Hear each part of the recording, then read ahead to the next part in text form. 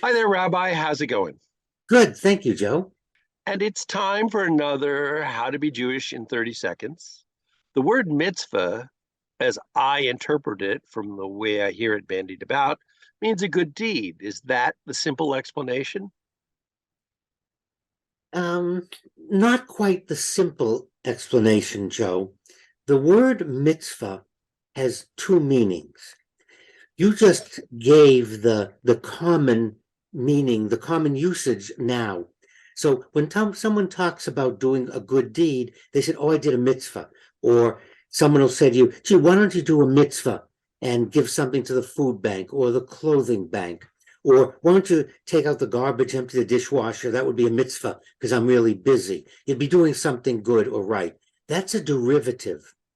The word mitzvah means one of the 613 commandments in the Torah. Now, whenever I say 613 commandments, people always say, well, aren't there only 10? What we commonly call the 10 commandments in Judaism are the 10 utterances. They're 10 of the 613. And so we kind of go, 613, then I don't want to bother with them. There's too many.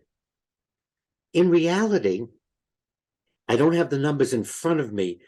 Three or 400 involve the temple when it existed.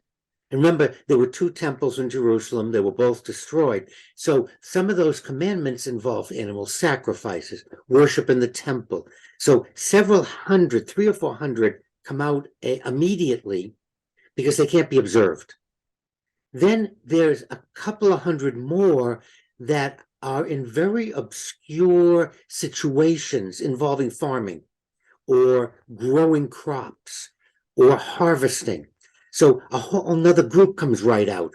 So out of the 613, and I don't have the number, there is a practical number that one can perform.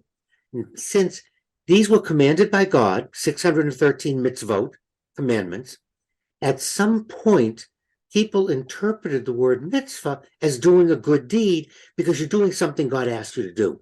What could be bad about that? I mean, if God asks you to do something, it must be a good deed. Well, it does, except if I just wanted to do a mitzvah, I'd have to look up the common law commandments, or can I just rely on the fact that if I do a good deed for somebody, it probably falls under one of the categories? So if you want to specifically fulfill mitzvah as a good deed and one of the 106, one of the 613, I would suggest that you fulfill the first of the 613 commandments. And that way, you'll guarantee to be doing a good deed and doing what God told you to do. There you go. So lay it upon me. What is that first commandment? The first commandment given was be fruitful and multiply and fill the earth. Have children. That's the first of the 613. And that would hit both categories, wouldn't it, Joe?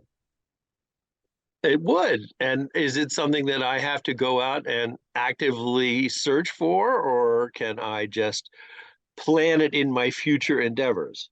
Well, it has to be in your future endeavors if you're not married, because we're talking about between a husband and wife. So God was commanding a husband and wife to be fruitful and multiply.